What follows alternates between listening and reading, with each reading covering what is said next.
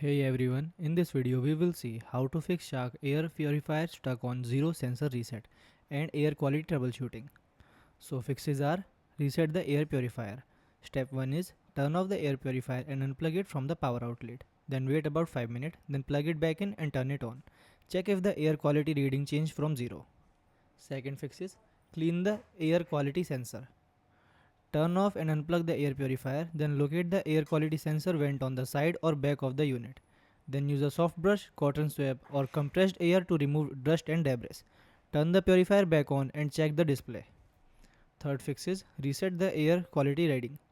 Turn on the air purifier, then press and hold the filter reset button for 5 to 10 seconds. Then wait for the unit to beep for the fighter light to turn off. Then check that the filter indicator has been reset successfully. Fourth fix is check the filter. Remove the filter and inspect it for heavy dust buildup and replace the filter if it is dry, damaged and overdue for replacement. Reinstall the filter securely and restart the purifier. Fifth one is test in a different room. Move the purifier to another room, then run it for 15 to 30 minutes. See if the air quality reading changes. If it remains at 0, the sensor may need service or replacement. Thanks for watching.